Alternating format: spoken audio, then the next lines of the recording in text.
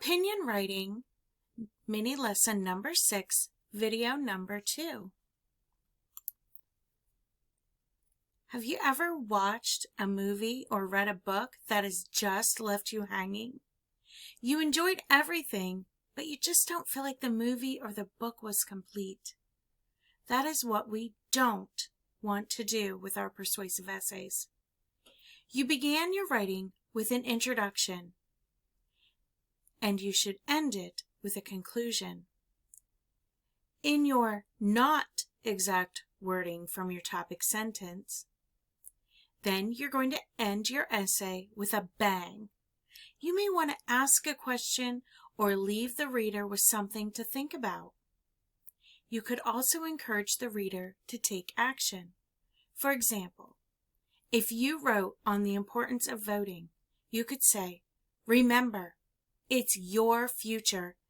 Get out and vote every time you have the opportunity." We're going to listen to the great catchy. Listen to the persuasive piece of writing with a high quality, strong conclusion. See if you can figure out who is speaking in this story.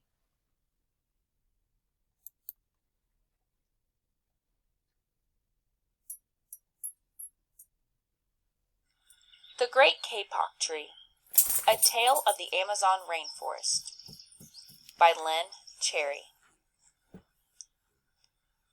Two men walked into the rainforest. Moments before, the forest had been alive with the sounds of squawking birds and howling monkeys. Now all was quiet as the creatures watched the two men and wondered why they had come. The larger man stopped and pointed to the great kapok tree. Then he left. The smaller man took the axe he carried and struck the trunk of the tree. Whack! Whack! Whack! The sounds of the blows rang through the forest. The wood of the tree was very hard. Chop! Chop! Chop! The man wiped off his sweat that ran down his face and neck. Whack! Chop! Whack! Chop! Soon the man grew tired. He sat down to rest at the foot of the great kapok tree. Before he knew it, the heat and hum of the forest had lulled him to sleep. A boa constrictor lived in the kapok tree. He slithered down its trunk to where the man was sleeping. He looked at the gash the axe had made in the tree. Then the huge snake slid very close to the man and hissed in his ear. "Senor, this tree is a tree of miracles. It is my home, where generations of my ancestors have lived. Do not chop it down." A bee buzzed in the sleeping man's ear. "Senor, my hive is in the kapok tree, and I fly from tree to tree and flower to flower collecting pollen. In this way I pollinate the trees and flowers throughout the rainforest. You see, all living things depend on one another." A troop of monkeys scampered down from the canopy of the kapok tree. They chattered to the sleeping man. "Senor, we have seen the ways of man. You chop down one tree, then come back for another and another. The roots of these great trees will wither and die, and there will be nothing left to hold the earth in place. When the heavy rains come, the soil will be washed away, and the forest will become a desert." A toucan, a macaw, and a cock of the rock flew down from the canopy. "Senor," squawked the toucan, "you must not cut down this tree. We have flown over the rainforest and seen what happens once you begin to chop down the trees. Many people settle on this land. They set fires to clear the underbrush, and soon the forest disappears. Where once there was life and beauty, only black and smoldering ruins remain.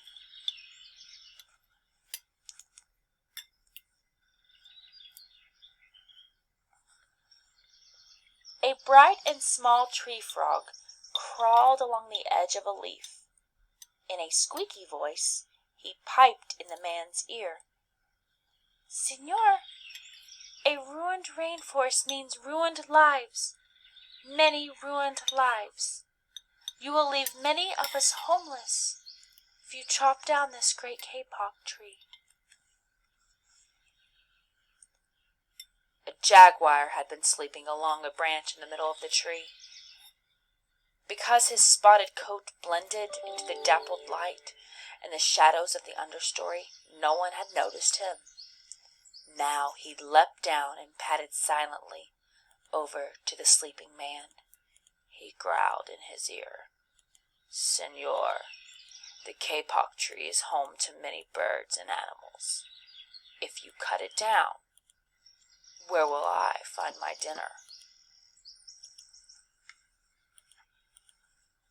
4 tree porcupines swung down from the branch to branch and whispered to the man, "Senor, do you know what we animals and humans need in order to live?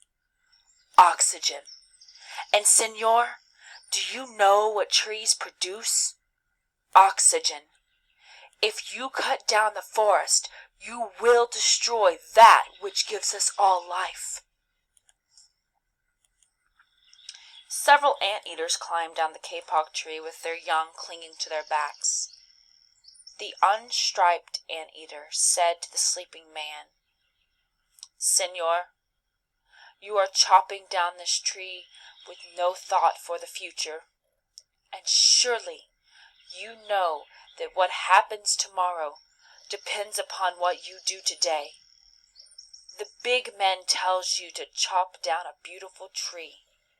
He does not think of his own children, who tomorrow must live in a world without trees." A 3-toed sloth had begun climbing down from the canopy when the men first appeared. Only now did she reach the ground. Plodding ever so slowly over to the sleeping man, she spoke in her deep and lazy voice, "Senor, how much is beauty worth? Can you live without it?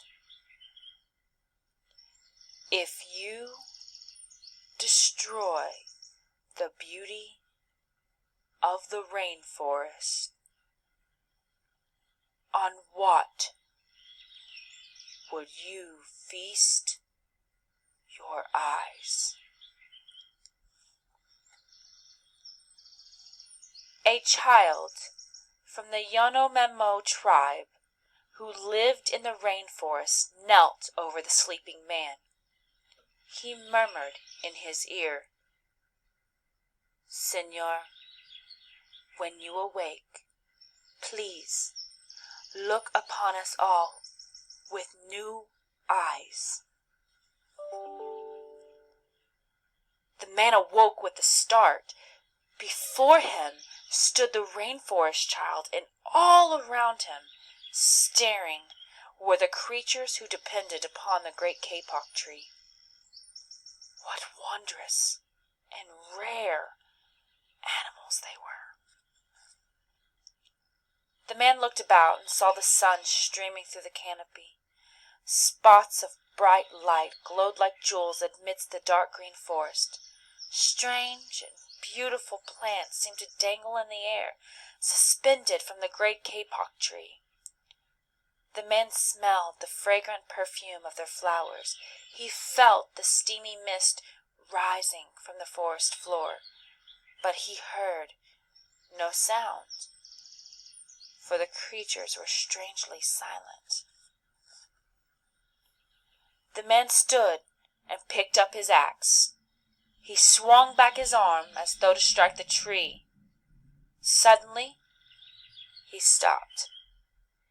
He turned, looked at the animals and the child. He hesitated, then dropped the axe and walked out of the rainforest.